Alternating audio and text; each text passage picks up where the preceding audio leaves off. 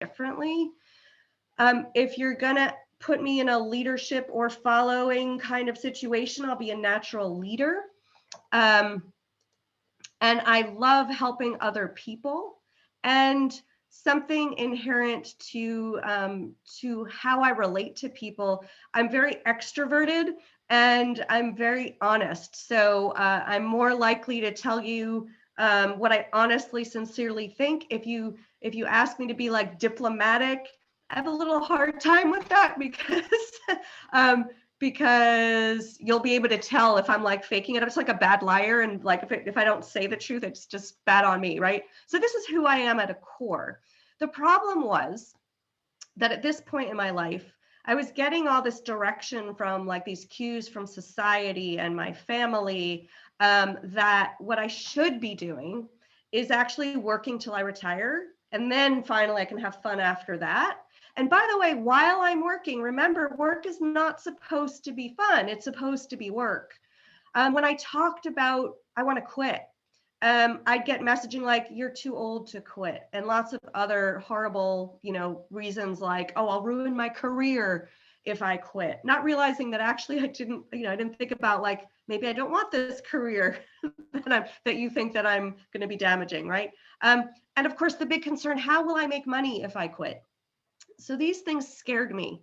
And so I stayed where I was. And so I tried to be not Heather. And so I spent about 25 years in corporate America, and I didn't like it. I thought, maybe I will, I'll become an entrepreneur. So I started right a little before I met Jacques. I had become a coach. Before that, I had a handbag and jewelry design business. So I, went into the entrepreneurship. And I was actually married to a person that was just wrong for me. So I was unhappily married and constantly trying to do stuff because I'm like, I'm doing this job where I have to not be a leader, but I got to be a follower, put my head down, do as I'm told. I had no direction in my career and I could only speak one language. Creative thinking that I'm so good at either fell on deaf ears or got picked up by somebody else and they led with it and took my idea and I wasn't part of it anymore. I had to blend in instead of standing out. I had to be polite. That was a problem for me. I was trying to be polite instead of honest. And I was working for money instead of happiness. So, at some point I realized, well, this job, it doesn't make me happy. So I think I'll quit the job for my business. And I worked really hard. So now I'm working my day job and I'm being an entrepreneur. I actually out earned myself in my business over my corporate job. And then to do that, though, I had to work so hard that I became burnt out. So overall, I just felt like this horrible life of mediocrity where I was living this life that I was supposed to live, but very aware that it wasn't the one I wanted to live. And so I would wake up every day feeling like I sacrificed a part of myself just to show up for the day, just to show up in my marriage, just to show up at work. I felt really incomplete and, more importantly, out of integrity. So integrity for me is where your thoughts and your words and your actions all converge. And instead, I found I was the action showing up and thinking, I don't want to be here. So it was like I was split and my head and my heart were constantly battling each other. And what happened with that, in my marriage was I knew I wanted to leave, but I felt bad about that. So my head and my heart were fighting each other. And I stayed in the marriage too long. And I ended up herniating 2 discs in my neck, which was probably the most excruciating pain I've ever had in my life, but very much resonates with the emotional battle. The neck is between the head and the heart. So literally, I wounded myself to face this reality that I was really unhappy. So to distract myself from the fact that I was bored And I was bored in my marriage. I was bored at work. I was lonely. I felt like, I wasn't understood anywhere. So I went shopping. I had plenty of money, so like went to Paris, and I used to like buy lots of clothes. And I just bought tons of stuff that I really didn't need, but it just felt better to like that, cool, I got this new thing and I can focus on the newness instead of how bored and lonely I am. The problem with this is it created a secondary problem: clutter. Now, some of you on this call have seen my home. This isn't actually my home, but you may be looking at this thinking, well, you weren't completely far off. The problem is that distracting myself with something else really created another problem. So it was still a mess. It was a sort of emotional mess, now become physical mess. Until I realized eventually that what was really going on is that I was judging success as making lots of money, and that I should be making that money using someone else's ideal life plan for me. And this just really wasn't working, and it really connected me to the pain that I was feeling. So I mentioned I herniated 2 discs in my neck, and that gave me the courage to ask the question, well, how much pain is it worth my being in to stay in a marriage that makes me unhappy? And that gave me the courage to leave that marriage. Now, the other thing happening over the process, actually about when I met Jacques, I was talking about quitting my job. In fact, Jacques, probably like when we met, one of our first calls was about, oh yeah, I'm so excited, like I'm gonna leave my job and I quit. Every year we'd be really excited and we'd talk about my quitting, and we'd get to December and every year I would not quit. And so I would spend a week of December super depressed because I failed myself. I committed in January to quit. Here I am in December, I didn't do it. So I'd be depressed for a week. Then January would roll on and it was like, new year, I'm gonna quit this year. Depression gone, cycle repeat. Until December of 2016, when the depression that usually lasted a week went into January, and it continued. And I was depressed for about a month. And then I noticed that my chest hurt. I was having chest pains. And I thought, wait a second, in my marriage, I ignored the pains in my neck, and that became a disaster. I'm not ignoring this. And then in 2017, I committed to quit, and I did.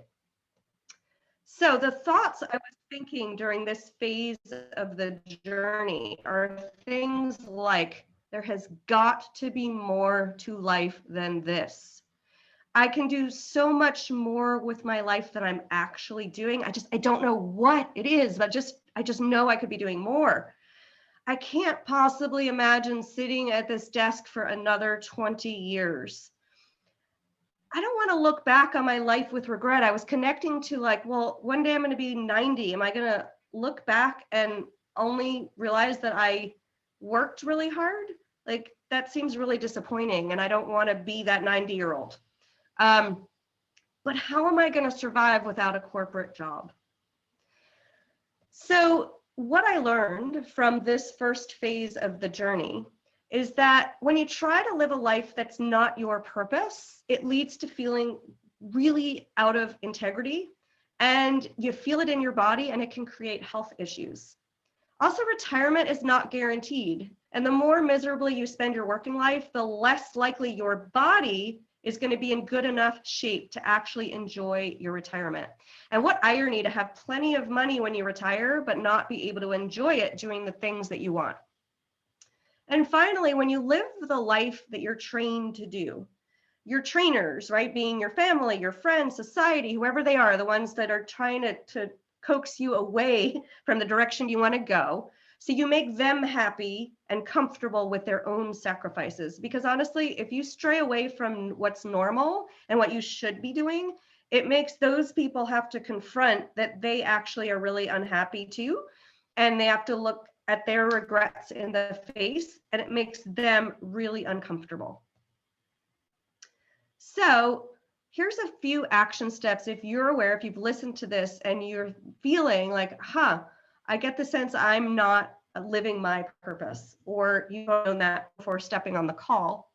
One thing you can do is whenever someone tries to talk you out of doing what you want, in your mind, add a "for you" or "in your opinion" at the end of their sentence. So for example, Heather, you're too old to quit. I would turn that into, "Oh, I'm too old to quit, in your opinion." In my marriage, my ex-husband would say something to me like, "You're too energetic." And eventually I was like, "Oh, I'm too energetic for you," right? So there's a visible separation of what somebody's saying and making sure that you understand it is their opinion about you, but it is not you, right? Because I'm energetic. Yay. Some people like that. Great. It doesn't, and some people don't, but I'm still going to be energetic. So, so this separation is really important. The other thing you can do is write down all the reasons that you believe you cannot do the thing you'd rather be doing, and turn every one of those statements into a question. So, for example, one of my questions is, how am I going to afford, like, how am I going to survive without a corporate job? So I would turn that into, how will I afford my life without a corporate job? What can I do?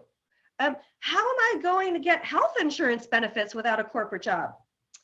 Let me go look up, like, how I know there's other people out there that don't work in corporate and have health insurance. Maybe I should have some conversations with them and find out, how do they get health insurance? What are some companies that would provide health insurance to me? How much do they cost? Things like that, right? So everything that starts as a doubt is simply a lack of information. And when you convert it to a question that you can go research, it gives you a lot of power. So that is the end of this section. And so I'd love to hear any questions you have, either about that part of my journey or things I didn't talk about, or if you'd like to just answer one of these questions. Is there any time in your life where you felt out of integrity doing your work in your life? Or if you want to talk about what purpose means to you. So I don't know if you want to, Jacques, if you want to moderate or unmute, how you want to drive the conversation. Well, if anybody wants, we're an intimate group, so if you want to share, please just unmute yourself, and don't let the opportunity go by, just to explore and to share with us. This is meant to be dynamic, and we need to interact with one another.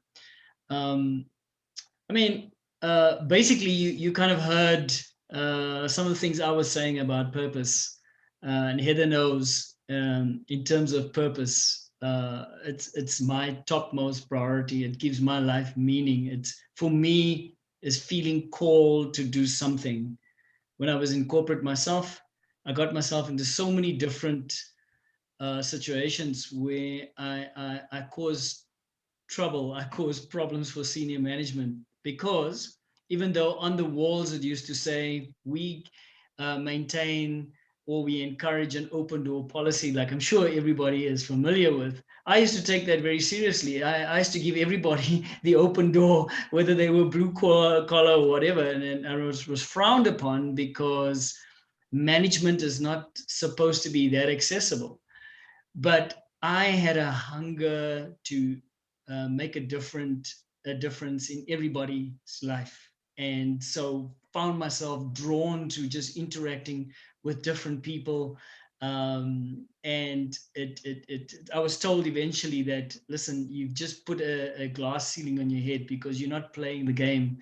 And I became aware that in my setting, I was not living a fulfilled life. I felt then that this actually is not my calling. So for me, it is answering that voice in your head, that voice in your heart, and knowing that my purpose is connected to making a difference in somebody else's life. Who would like to build on that? Yeah, I think that's really important too, like the battle of the head and the heart. The head and the heart in this, when you're here, they don't work together. They actually work against each other. And it's so awful. And I had the same corporate experience where, you know, the messaging was, we want creative thinking, we want this. But then when I did it, I was sort of labeled a boat rocker and a troublemaker. So I felt very conflicting messages, and I'm a very direct communicator. As I mentioned, when I tried to directly communicate, it was like deflected. You know, the guidance I would get. In fact, sometimes I didn't even understand what my managers were saying, because they were so caught up in corporate training on like how to be a manager and how to and HR, you know, there's the threat of lawsuits, that I literally had a hard time understanding them because they talked on tangents instead of directly. So very poor experience. So anybody else want to share anything at this point?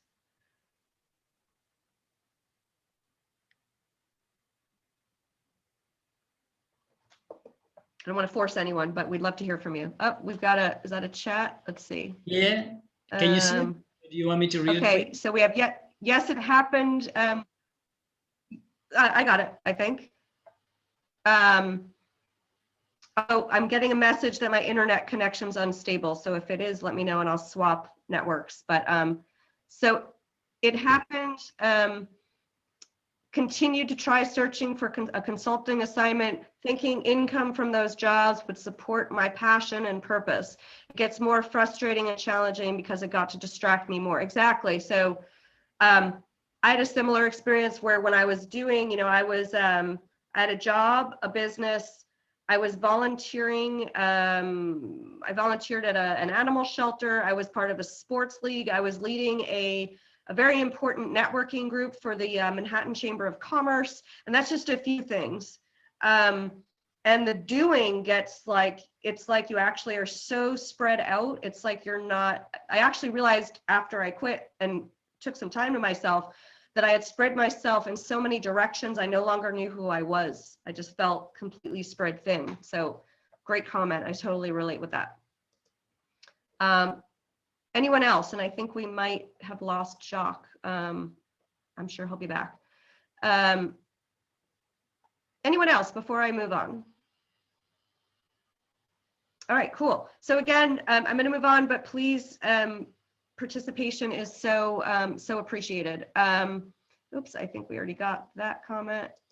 All right, so the next phase of the journey for me was the middle, where I found my own purpose and started living it. So this part was started out really scary. I knew that the most difficult part of this part of the journey and quitting was going to be enrolling my mother in it, because of all the people I had to tell, this one scared me the most. So what I did is I took her out for lunch one day and I got her drunk and I told her that I was going to quit, and it went over really, really well. Until the next day when she sobered up. And then that day and for a month thereafter, I was given a reason pretty much every day of why I should not quit. So reasons like it will damage my career. Reasons like, well, what am I going to do for work? And, you know, what's the point of this? And how, you know, every logical reason that I could think of was thrown at me as a reason not to quit. And it was funny because I realized up to that point, as she was saying these, that I had thought every one of the words that she was telling me. And I had suffered every anxiety that she was sharing with me.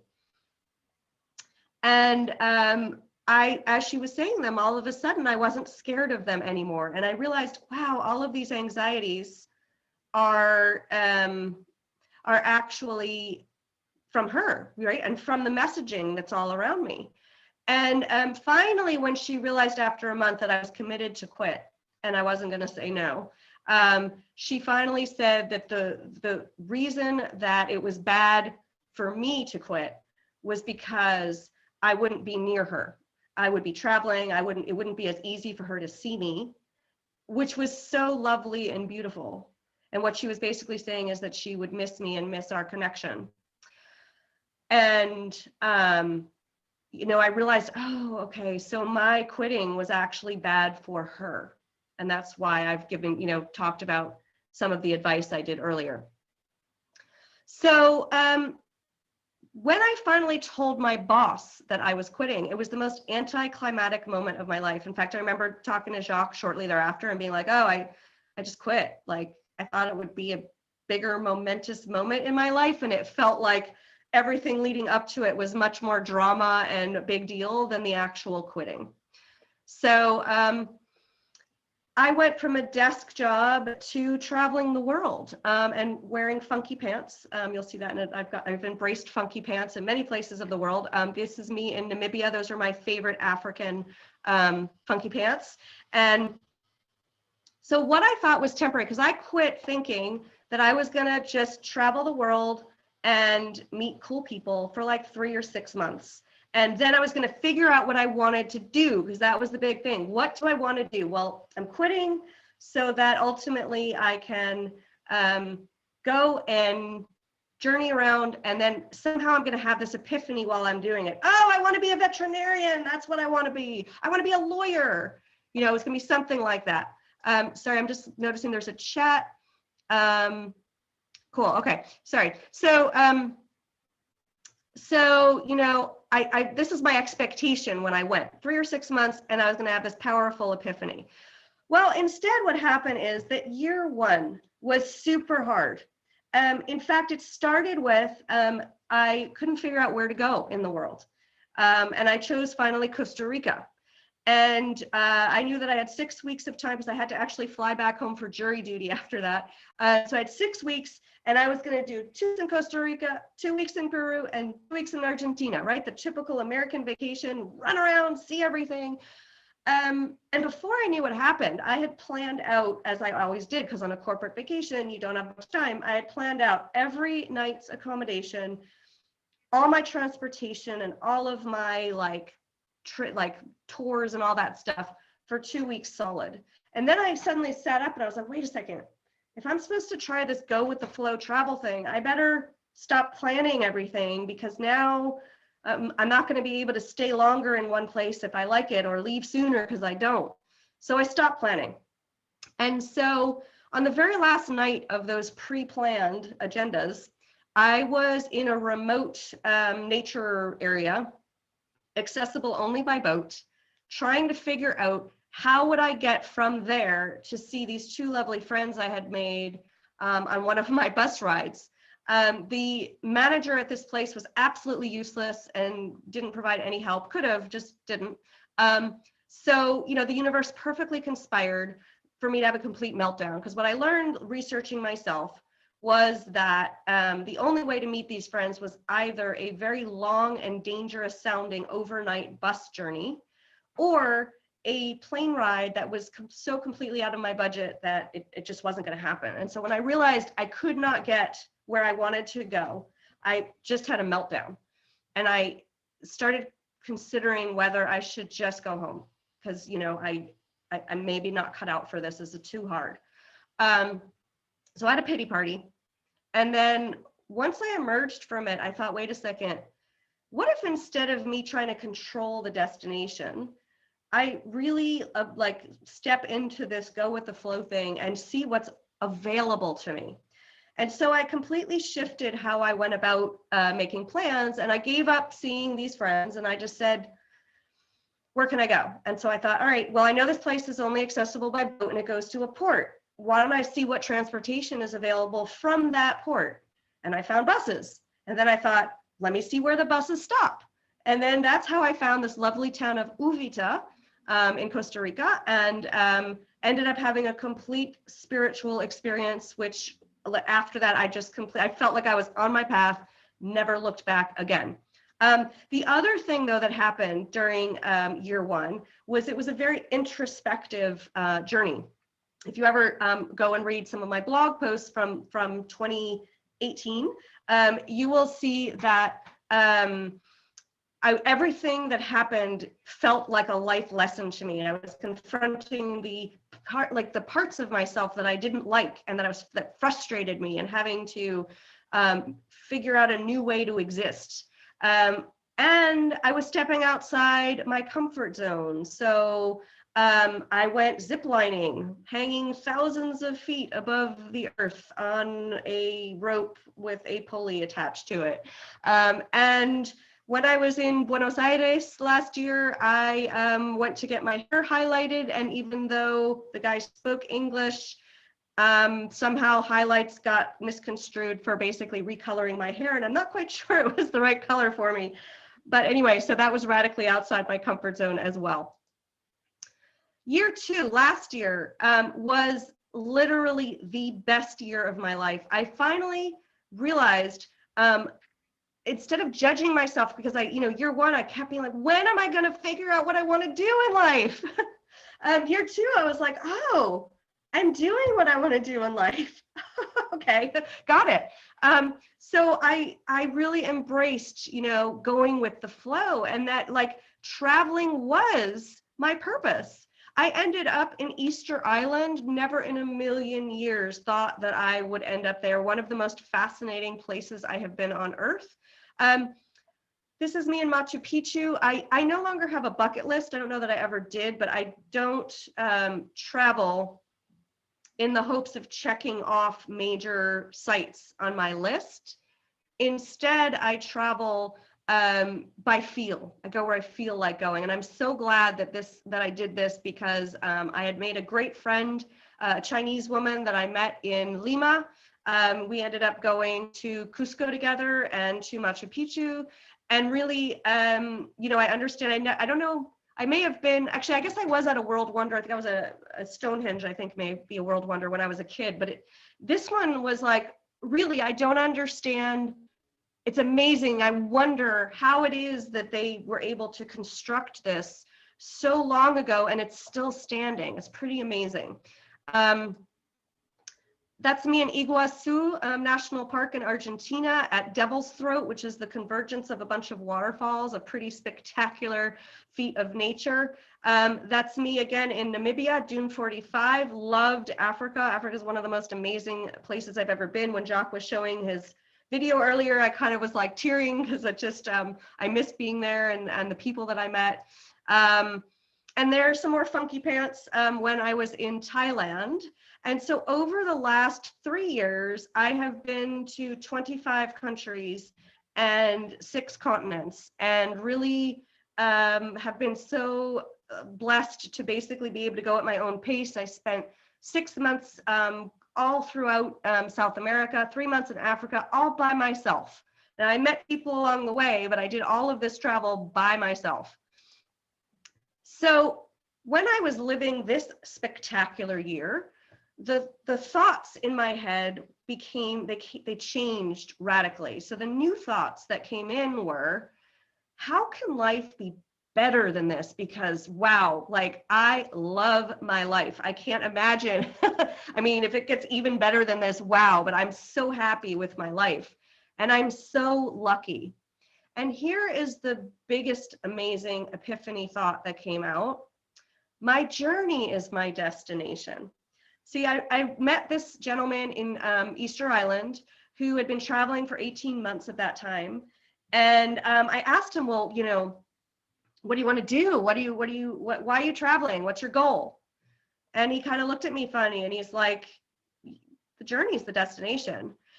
And I was like awestruck. And I was like, oh gosh, I'm sitting here still in my conditioned mentality to,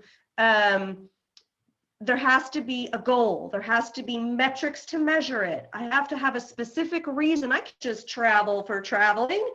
I'm like, oh yeah, but yes, I can, because there's so much richness and education and wealth in that experience. So learning that the journey is my destination really, really struck me.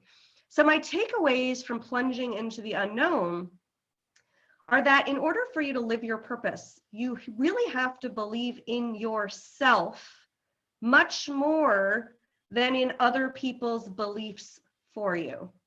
And it takes an immense amount of courage to do that.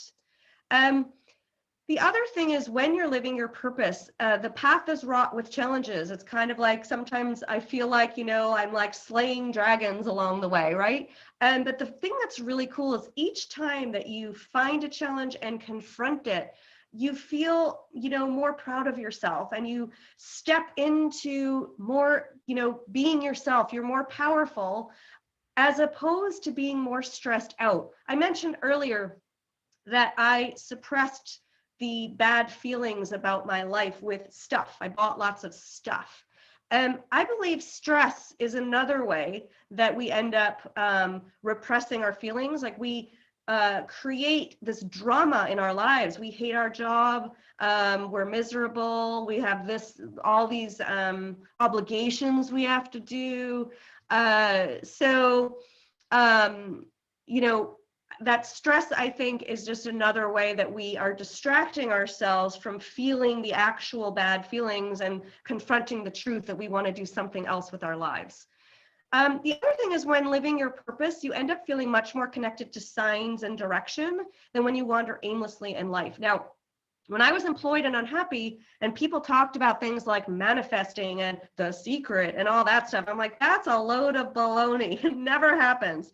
As it turns out, I was just so distracted with all that I was doing and all my bad thoughts. I simply didn't have any room to see and focus on what the universe was saying to me. And so the thing is, when you live your purpose, it's like the universe just shows up in ways I honestly don't know how to explain to you.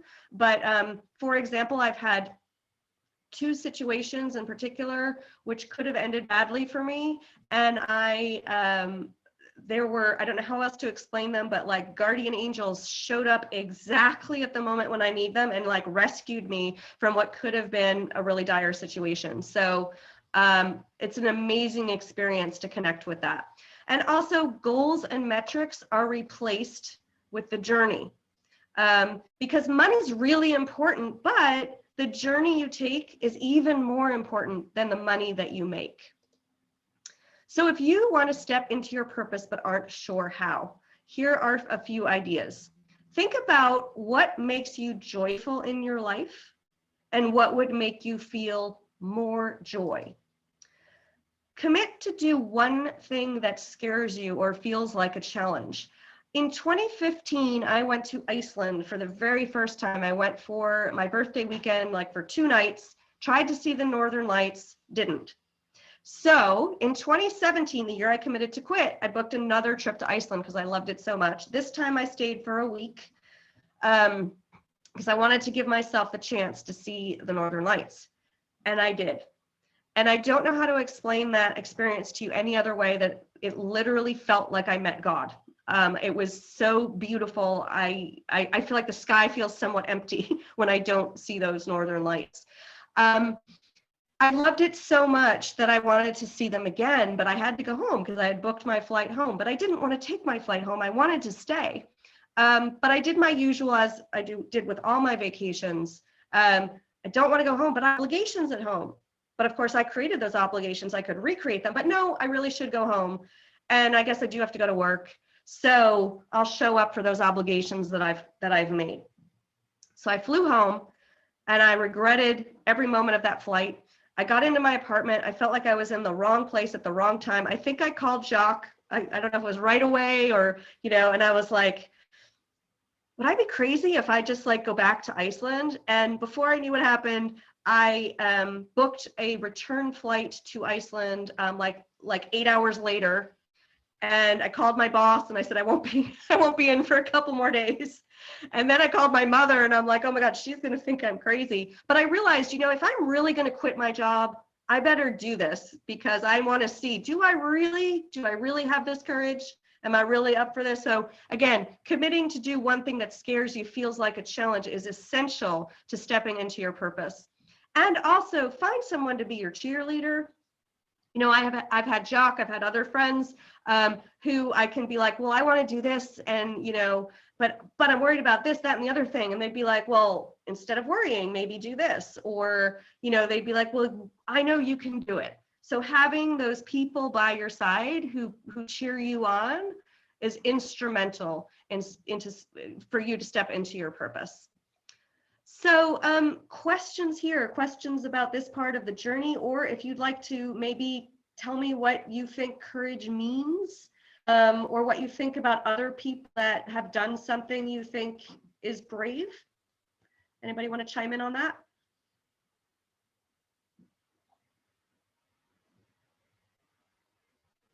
You can either type into the chat or unmute, and great, we have a chat.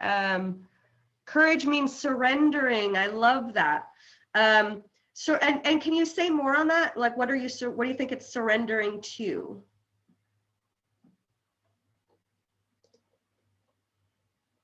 And anyone else resonate with that? The idea of courage being about surrender.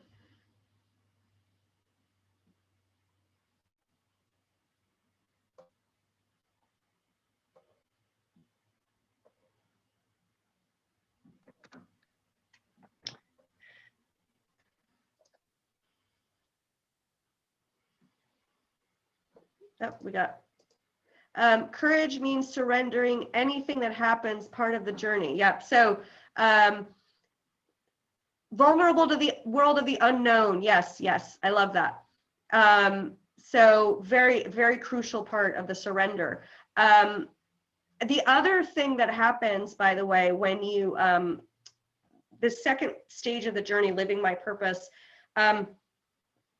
was that my head and my heart, which had been fighting each other, were suddenly aligned.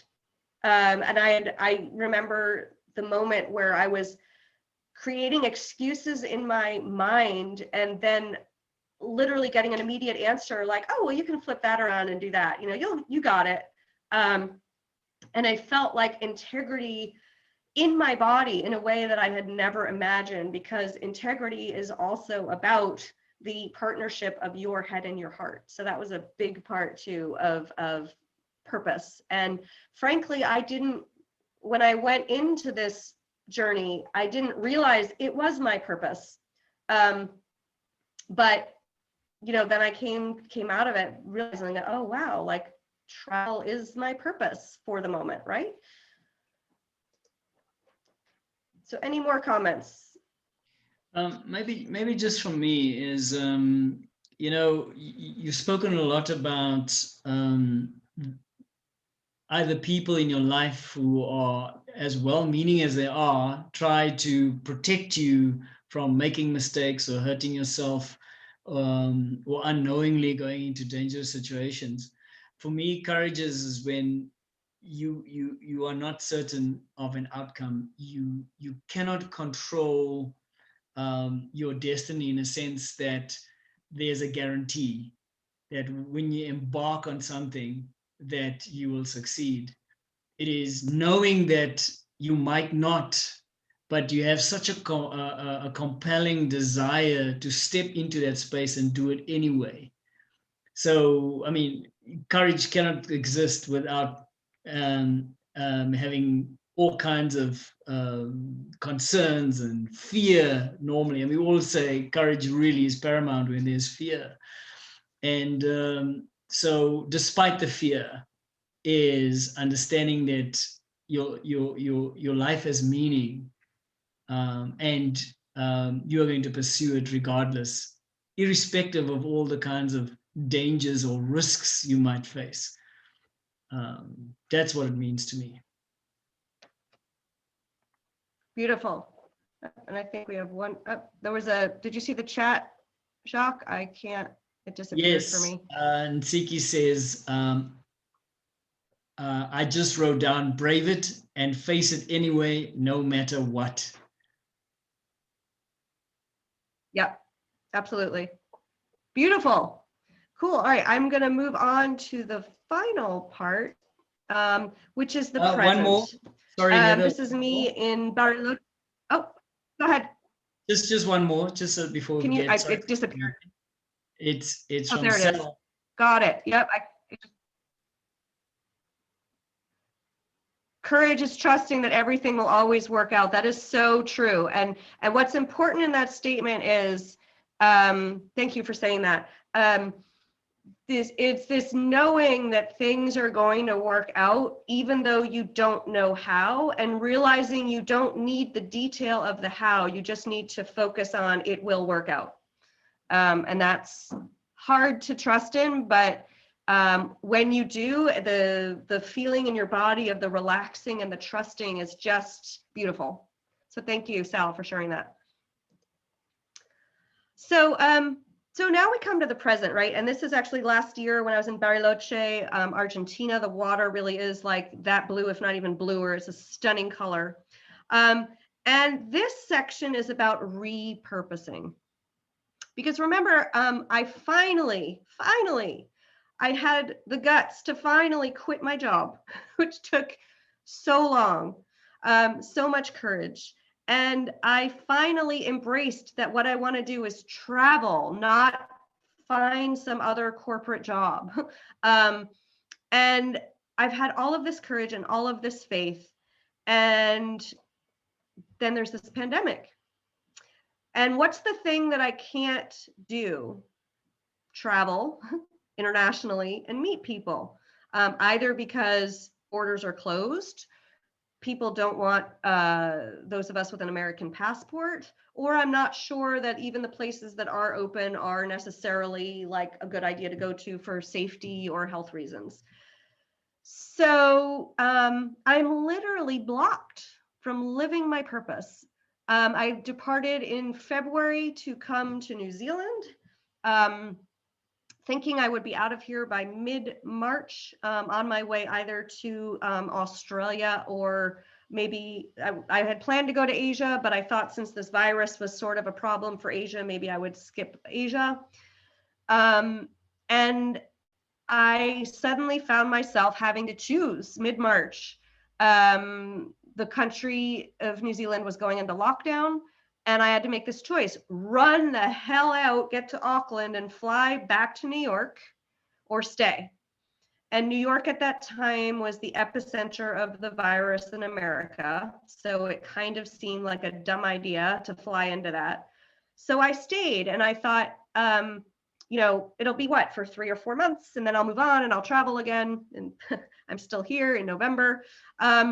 So, you know, I had to make peace with the fact that this was my home for a while. And this is the longest I've been in one country in 3 years. And with everything grounded to a halt and being in lockdown, you can imagine I was really sad that I had given up everything. I had like finally had the courage to do all this stuff.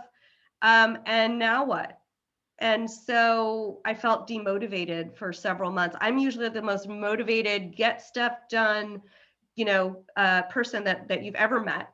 And I was just staring at the ceiling. I got Netflix. I would just watch TV all day. I started like knitting, you know, just kind of sat here, just sad. And then at some point I started snapping out of it and thinking, well, you know, maybe I just need to look at things a little bit differently. Because wow, I'm really lucky to be here where I am, of all places in the world at this time. And I don't think that was an accident, right? I think following my heart and feeling my way into places, right, has led me here. Talk about the universe looking out for me. Of all the places in the world that I could have ended up in, I've ended up here in New Zealand. So at the moment, I'm not exactly a nomad in terms of moving country, but it's more like I'm a traveling expat, if you will. It's sort of like I can still travel within New Zealand, so I still get to travel.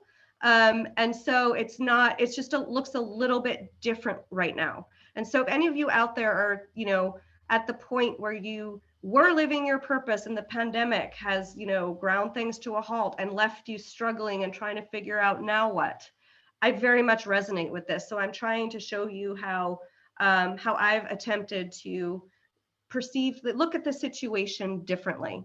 By accepting my circumstances rather than fighting the fact that I can't travel the way I want to right now, I've accepted it. Here are the new thoughts that came into my head. How can I use what I've learned to help other people? And, you know, where can I be of service in this new world that we're in? So I asked those questions, and that's what helped me realize travel, right? The journey has been my destination. So traveling is very much my destination, but also my journey has been my teacher. And so my repurposing is that I can teach the lessons of my teacher, which, like this call, is one example of how I'm doing that. I can share the wisdom I've gained from all of this travel. And so I'm still working with my purpose of travel, but I'm doing it in a different way. So it doesn't feel like I've given up on it. It doesn't feel like I've lost it. It feels like I'm relating to it in a different way. And this was very powerful for me. Once I connected to this, I was like, oh, how exciting. And that gave me a lot more conviction, a lot more excitement. And my takeaways from this is that nothing in life is guaranteed, unfortunately, not even the future. And if the pandemic isn't making you aware of that, I don't know what else will. When you have the experience of how aligned and connected you feel in your body and your heart and your mind when you live your purpose, when obstacles come up, what I found interesting is other times in my life, these obstacles might have been like a wall that I had no idea how to get around. So it was a wall and I would just go the other way, or I'd bang my head against it and not get anywhere. Now I look at obstacles more like, it perhaps is a sign that it's time to shift. So they're not as stopping as they once were. They're more like signposts to me. Also, even without a pandemic, your purpose will likely change over time. I think that's just a function of aging. It's a function of changing interests, changing experiences. So just recognize that it's not like the pandemic necessarily has ruined your purpose. You may have just sped up your transitioning to a different purpose. Also, I got really comfortable with the I don't know, which I think Sal made the comment earlier about, the unknown. I used to be afraid, desperately afraid. So I didn't quit because I didn't know so many things. And now I just see it as an opportunity to reflect and change course. And I'm so grateful because at this point in time and in the world, what's happening, I feel like embracing I don't know is an essential skill set that I'm so grateful to have. Sorry, there is a comment. It's important to view each challenge as an opportunity. That is so true. Thank you, Sal. Absolutely. Really, really important that there is opportunity within every challenge and seeing that. So if you are listening and you realize you need to repurpose, here are a few actions for you. Think about, what does the world need right now? Maybe write a list of those things. And then think about how you can serve one of those needs, maybe more than one, but think about who you are, everything you know, and how you can be of service with what the world needs right now. And is there a part of what you're doing that can merge with this piece, right? So like I said, it might not be about changing your purpose. It might be shifting it. So again, like I did. So instead of actually physically traveling the world, I'm teaching the lessons of traveling the world. So you may be able to do something like that with your own purpose. So that is, any questions on sort of repurposing, or if you want to share how the pandemic has affected your own purpose or how you feel about it?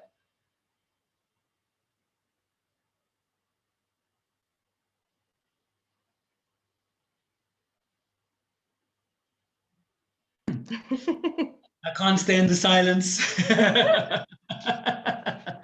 Heather, if I may, it was quite interesting, and Paul will just bear me out. I started this year feeling that something needs to change. I've been running my own little practice in a certain way, but it became quite apparent with all the talk about the fourth industrial revolution happening, something needed to shift. And there was no particular spur to do so, but I started to feel on the inside of me some sort of sense saying, listen, you got to kind of adapt to the digital world. I started to feel like I've become a little irrelevant.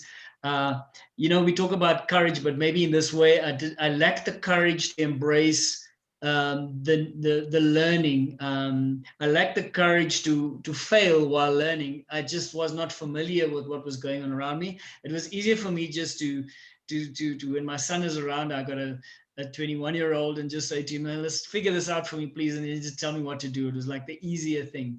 Then I made this decision in January. It's like, it's time to shift. We need to embrace the digital world. And we literally started in January and said, okay, let us nuts and bolts. Let's just start. We had the picture and we started transitioning. And it was so interesting that when the pandemic hit, we were already a third month in terms of transitioning and trying new things that we were able to absorb working virtually. It was quite, and then the acceleration part of what has happened. And so out of all of this, you talk about repurposing. That journey of having to shift from where we're at into embracing the digital world has given us an idea, a new product, a new service that we're about ready now to promote. And it was quite interesting. So it was completely left field for us. I'm a coach at heart and I work within the foundation, but and I can tell you what it was. It's just, we just understood that there's a part of what we all do in the social media world that we don't understand the analytics that come at us. So suddenly we discovered a way of understanding it and being able to reflect this back to people who don't have the time to go through what we've gone through. And that's the one thing I just lastly want to say is that your question about what does the world read now? And this is something that just resonates within my heart. I just to give people, and I mean it in this way, to give people the courage to dream again. Because it's as if the world has become so uncertain. We only want to live in present day. We don't want to forecast. We don't want to live. We don't want to plan for the next 6 months or even a year because we don't know. And I'm saying, I see my role in this world is to stimulate and to encourage and to say, listen, you can, in the confines of your own mind, dream, but dream unreservedly big. And it's funny what you just said, because the way I think, that people don't want to plan the 6 months, 12 months because they don't know. See, I think the biggest gift is that nobody knows, because the truth is nobody ever knew. They just thought they did because they were projecting metrics and things, but in fact, they still didn't know. They just, so what a gift that you can now plan with, I don't know, or not plan and just allow instead of forcing things. I think it's beautiful. I just wanted to read a couple of comments. So we've got, the pandemic has taught me to level up because my life is not going to slow down. That was beautiful. So I just need to surrender to this new shift, and we are feeling that in the office too. Experience of change in one's purpose as seasons change, but still not lose that core calling as in your assignment on earth. I love that. Beautiful. Mm-hmm. Any other comments anybody has? Thoughts, questions? I think just thank you, Heather, because I know how much you've led by example, and I've been graced to be your friend for many, many years. So we've been through a lot of different things together. And, sometimes I was the one to be courageous and take a step, and you were the friend behind me. And I hope at times I was the friend behind you in doing some of the things that we really wanted to do, but it wasn't always easy to do. Yeah. And I found myself, I'm sorry. Go ahead. I was saying I found myself in the pandemic with that again, being part of losing my job during this time, and then needing to, kind of re-examine where do I want to be and how do I want to be in the world, and then find another job. And like Jacques was saying, everything was new. I realized everything I had to do was a new thing. I had to go to a new place for fingerprints because I'm going to be working with children. So there's a lot of processing. I had to go someplace else. I didn't know where I was going. And then was it safe to go there? And was it safe to travel? And so there's a lot of fear that when you were in your usual mode of things, you probably wouldn't have thought about it. But somehow sitting home by yourself, everything became different and challenging. And just to stay grounded during this time, I think what Nitsiki was saying, like at our core, like how do we stay grounded in all the change and be able to move forward as well, when we want to. So thank you. Yeah, thank you. And Sal says, thank you, Heather. This was both uplifting and reinforcing. Enjoy this wonderful journey of life. So true. We will have time for more Q&A, but I think we have a prize draw. I also stay on to the end because I have a gift for everybody. So Jacques, shall we move on to the prize drawing? Yes, and it's actually quite simple. Yes, Heather, do you wanna tell us about the prize first? Sure. Yeah. So I am giving one person free access to a new program I created, taking, again, building on like, how can I help people with what I've learned from my journey. One thing I've learned is, wow, I've been traveling for 3 years now, and I've done it without a corporate job, and I'm not bankrupt. How is it that I'm able to afford this? Because that's probably the question I get asked the most. So I actually created a program to show people how they can afford life without a corporate or stable job. So there's going to be one winner, and really the program is it's an opportunity for you to understand.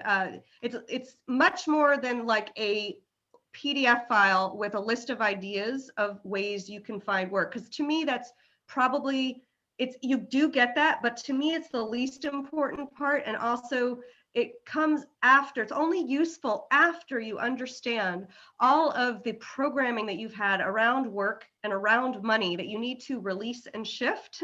I talk to you about how differently your relationship with money needs to be when you're working without a corporate job. And most importantly, perhaps, nobody actually talks about tracking your money, budgeting your money, and figuring out how much you need. So I talk all about that as well. It's an online program designed for you. It's a 5-week program, so it's every week you get a new module. So I did that so it was in bite-sized pieces so you could really delve into it. You can watch and listen to the lessons at your own pace. I give you a money tracking spreadsheet that is pretty robust to eliminate that, like any of you that think, I don't know where the money goes, right? This will help eliminate that statement. I also offer live coaching, both in a Facebook group, which is a private, hidden, secret group you can only get into if you're in this program. And I also do live calls. Our next one is in 2 weeks. And there are new modules already in development. So it started as a 5-week program, but I already have started mapping out a lot more content that I'm going to add. And the value is $1,200. And also there's a question, that was my question, how do you travel without a job? I actually always confess I'll work online around the globe doing what I love. Yes. So this is an opportunity for you to, I can answer that question more directly too, but basically in this program, it will help you figure out how you will work, traveling or doing what you love without that corporate job. So Jacques, do you want to pick a winner? Yes, it's quite ironic. And the winner is Ntiki. Oh, that's so awesome. Cheers, guys. Cheers, cheers, cheers. Congratulations. Jacques, God bless you. God bless you. God bless you. It will bring back the fruits. I promise you. I promise. Cool. I promise the collaboration. Seriously. Thank you so much. Thank you. I'm so honored. Beautiful. Well That's done. beautiful. I'm so excited.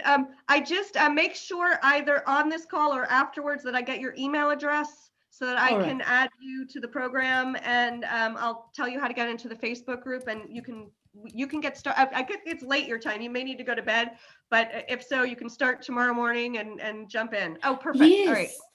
All right. Let me do you hold on? Sorry, I want to make sure that I don't. Don't worry about it. We've got it doubly. Do you? Yes. Okay, good. Yeah. We got you Perfect. covered. Yeah. Okay. Thank Got you covered. Perfect. So yeah, so the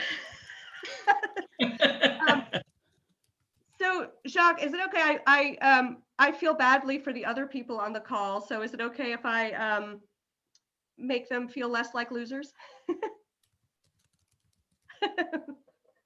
I know that we asked specifically, and it was quite interesting, is that one of the two registration questions, would you like to participate in the prize draw? And it is interesting to see the responses. But yeah, I think if there's anything that you'd like to make us feel, that we can participate in some way, why don't you share with us? Cool. So, so to make those of you that were losers that aren't really losers, here's what I'd like to do.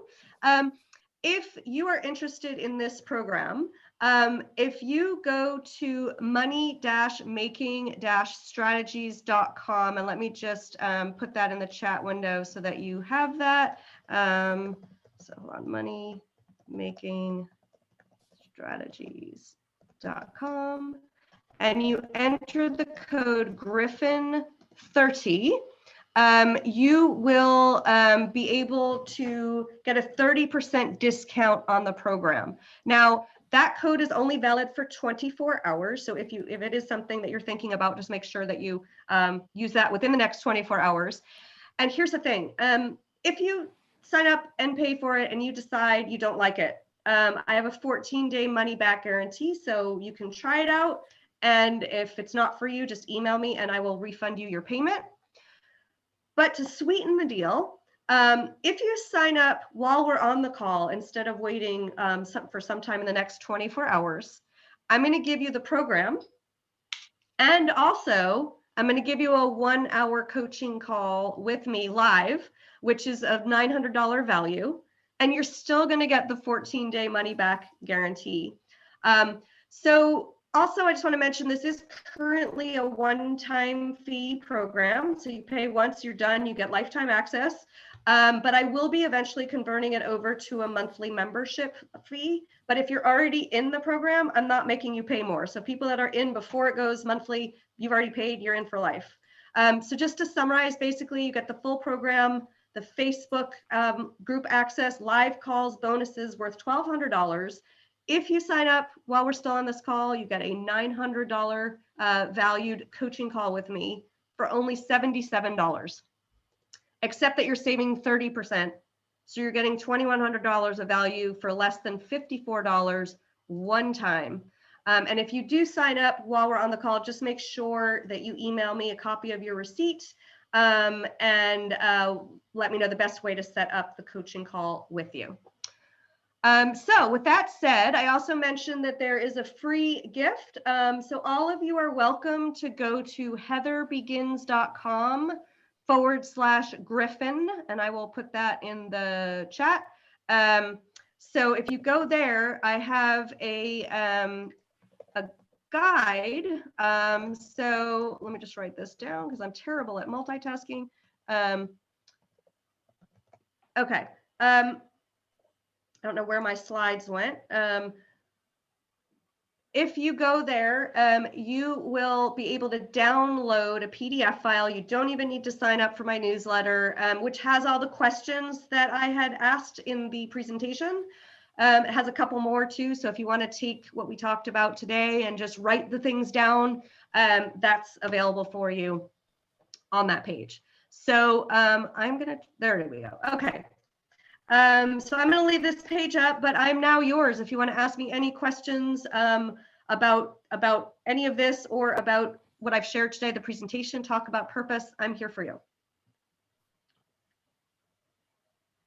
And then I'm just going to say a quick thank you to you and to everybody, because I need to leave the meeting. But this was Thank you for wonderful to coming. meet It was everyone. so fun to have I'm you really here. grateful.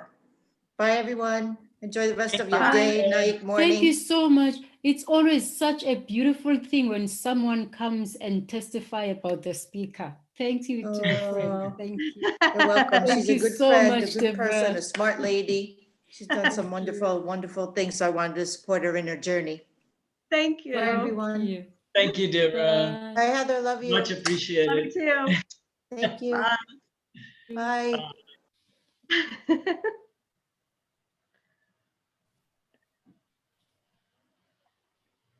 I don't want to put Sal on the spot there, but you know, Sal is a very good friend of mine, and you can literally see by some of his comments, he's really got lots of pearls of wisdom just dripping off his lips. So, you know, please grace us with some of that. Give us some more. And maybe if I am putting you on the spot, forgive me, but I know you're gonna forgive me, but it's not gonna stop me asking. This has been amazing, Heather. Thank you so much. I think you've done an outstanding job. Thank you. And you know, you had so many words of wisdom there. And I'll go back to what I said in the chat. Life is a journey. And once we recognize that and just go with the flow and enjoy that journey and see where it takes us, it's an amazing journey. And you know, things don't always work out the way we plan. And if we're willing to say, I didn't expect it to work out. I didn't expect this, but this is a tremendous opportunity. And in my own personal situation, you know, I'll give you an example with the pandemic. My wife and I, since I've retired, we do a lot of traveling, and we had every single month booked and planned out. And then the pandemic hit and we had to cancel all those trips. But something that I've been wanting to do for a long time is to write a book and a novel. And so I've taken this time that I'm not traveling to work on the novel. And while I may be the only one that ever reads this book, it's just been an exciting experience. And there'll be times in the middle of the night I'll wake up and think of scenes that I want to put into the book. And it's just been a lot of fun. So again, the message is life is, in fact, there's a quote, if you want to make God laugh, tell him your plans. And so it's really about that. Yeah, life is a journey. Enjoy this journey. It doesn't always work out the way we planned or we think it's supposed to, or people, to your point, people think it should be. Other people think it should be for us. But enjoy that journey because it always works out. So thank you very much, Heather. Thank you for being here. Thank you for sharing that. Like, it helps me. One of the funny things when you take a journey, I mean, I've met people on the way who think I'm brave and courageous, and it's funny because I don't feel that way. I just feel like, yeah, I finally quit my job. Yay. And I just did it. So it's kind of funny. So I don't always understand where people find the nuggets of inspiration. So I'm very grateful for your feedback.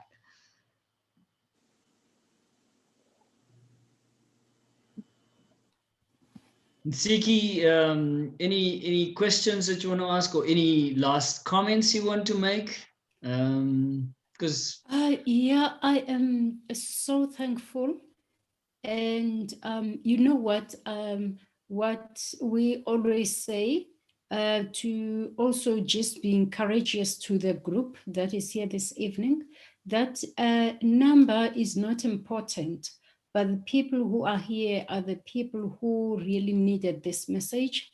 And also that we go on with the good work. I loved the testimony, and you know, from your 3 candidates that you showed on the video in the beginning, I loved the very first one. I wrote down her name, the one who was in a blue, the one who was your first Yes. intern. yes, Did you see the power in her? And the way she's presenting, the way she was speaking goals, aims, and purpose, and you see that, you have someone who could be groomed into a great speaker and a facilitator, there, who has walked the journey of having nothing from the humble beginnings to the greater heights. So this is a very good job that you are doing, and a very good work, especially to lift up the youth, because these are the leaders of tomorrow. So thank you so much. It's also encouraging to me. Also, I was saying to Mpo, I'm also on a foundation that is also working on getting sponsorships to go on. So many youth are calling me, and I don't have the means, but I have the way to connect. So that's all I can offer. And like I was saying, I want to travel, but that money to get to the airport, is not there. Now, look at God, who has just answered. Here's the program to teach me how, and also to do what I love to do, the way, I've been feeling it. So this is the answer. So this came as an answer to me. So surely the next program is going to answer somebody else exactly the way they have prayed. So God continue to use you as the angel to answer our prayers. Thank you so, so much. Thank you for those kind words. And, both Heather and I were just hoping that, what we are doing through us following the call that we think is being placed in our lives and living our purpose, that it kind of rubs off and inspires and literally is just a reminder, isn't it? It kind of there's a reminder. I put things aside, or I decided to settle for a while, and then to feel that spur or that spark again, rather than a spur, but the spark again. And say, but it is possible. I'm a firm believer is you have a dream, you feel that tug. You don't sit and you figure out what it will cost you. You take that step, and resources follow. Exactly. The momentum Absolutely. that you build. Yeah. Thank you so, so much. That's wonderful. Thank you for being here. All right. So just I'm going to send you an email. So it'll come from the address here, heather@heathermarkel.com. So you hopefully it doesn't go to your junk mail, because Gmail sometimes does that, but you'll get an email from me, and then there's going to be 3 other messages. One asking you to set a password, a username and password for the portal, and then one from MailChimp, just letting you know that you were set up, and advice to join the Facebook group. So you'll have 4 messages. So just look out for that. And I guess you'll get that tomorrow, because I think you need to go to sleep now, but just letting you know what to look out for.